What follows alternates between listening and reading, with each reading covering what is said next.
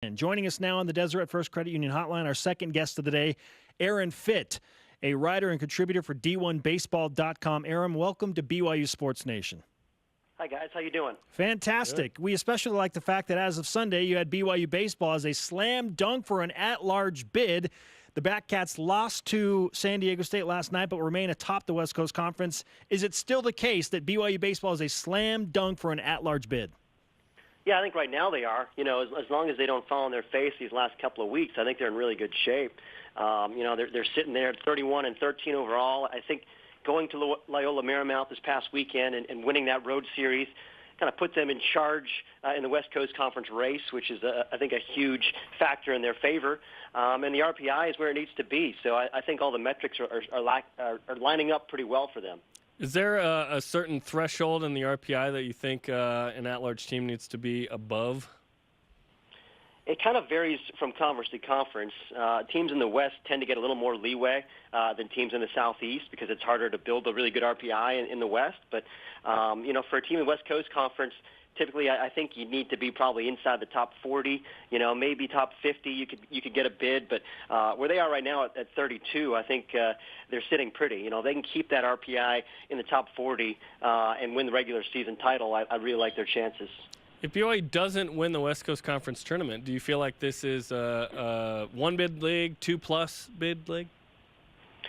Well, I think BYU is the only team in the league that has a legitimate at-large chance right now. Everybody else, I think the next best RPI is Pepperdine at 60, and they're down in the standings. And, Gonzaga's had a nice year, but they've kind of dropped down to 74 now in the RPI. It's just not going to get it done. So I think if BYU doesn't win the auto bid, I think they'll get in as an at-large, and it'll be a two-bid league. But otherwise, if BYU wins the conference tournament, it's probably a one-bid league. Aaron Fitt of D1Baseball.com with us on BYU Sports Nation. The RPI is an interesting, albeit what feels like largely outdated metric, yet it is the metric, or so it seems, when you are comparing and contrasting these resumes from different programs. Is there anything else out there to help gauge as the committee puts together the field in the NCAA tournament?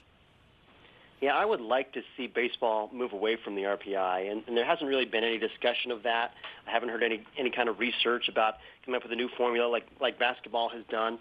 And so right now I think it's just kind of what we're stuck with. But there are other things you can look at that go into it. It's not just RPI. There's records against the different tiers, which is tied into the RPI, but the committee wants to know how you fare against those really good teams, the top 25, the top 50. That's one thing that's kind of working against BYU. They're only 0-2 against those top 50 teams. But, I think right now it's kind of a hodgepodge of factors. How you do in your conference really matters. Momentum down the stretch matters, and that's something that's in BYU's favor because they've won, I think, 4 straight series right now. So, the RPI gets a lot of attention, but it's not the only factor. It's an important factor. You could become the KenPom.com, Aaron. You could be the baseball Ken Pom. Make the new metric, right? I don't think I'm statistically inclined enough to pull that off, but I'll find somebody who is. What sticks out about what BYU's doing this season? Because last year, 22 wins total. 31 wins this year. BYU's taking a step forward, trying to get that at-large, which has evaded them. They had to make the tourney via the auto bid in 2017, but it sounds like they're on their way. What kind of differences do you see this season? I just think they're improved in every facet. I mean, if you look at the numbers, their ERA is way down, their scoring is way up, their fielding percentage is a lot better.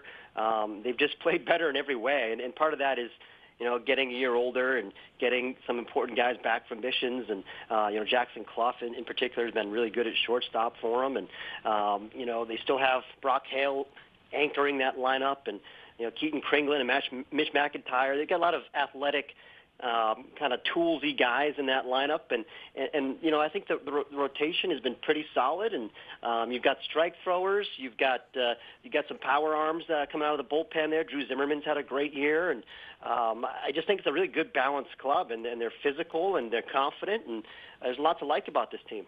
How much leeway does BYU have in their final remaining series in the West Coast Conference? You say they don't fall on your face. Well, what would equate to that? Well, realistically, they still don't have a ton of leeway because typically the West Coast Conference is a one-bid league. And so, if you don't win the regular season, I think it's a strike against you. Now, if they still have an RPI in the 30s, they could be okay anyway. But, they got a home series coming against San Francisco and then at Santa Clara. That Santa Clara series is a little bit of a concern because they're only 11-34. They're 278 in the RPI. That's probably going to drag BYU down a little bit. So I really think they need to win these last two series, actually, and in order to remain in pretty confident shape heading into Selection Monday. All right, Aaron Fitt of D1Baseball.com with us on BYU Sports Nation. BYU has a remaining game out of conference against Utah as well, and the Utes have not had a great season. Their RPI is low. Is it in BYU's best interest? I mean, obviously you want to win, but let's say that game gets rained out like last time. Would that actually help BYU's RPI if they didn't play that game? Yeah, I think it would. I mean, Utah's 12-28, and 50% of the RPI formula is your opponent's overall record. So even though the Utes are 142 in the RPI, that's not horrible. Their overall record would, I think, really hurt BYU's RPI. So, yeah, I mean, it's a shame that the formula works like that you're almost rewarded for rainouts. I wish there was more of a kind of a grace period with the RPI, like maybe your bottom five opponents, they just don't count toward it, because I think that can take a disproportionate toll on a team's resume when it really doesn't merit it. I'm much more interested in the top end of your resume. How'd you do against the good teams? Follow him at Aaron Fitt on Twitter, D1Baseball.com. Great stuff, man. We'll look forward to your new metric that will replace RPI. the Fit Palm, we'll call it. Yes, the Fit Palm. Great stuff. Thanks, Aaron. All right, guys. On the Deseret First Credit Union Hotline, Deseret First, your values, your timeline, your financial future.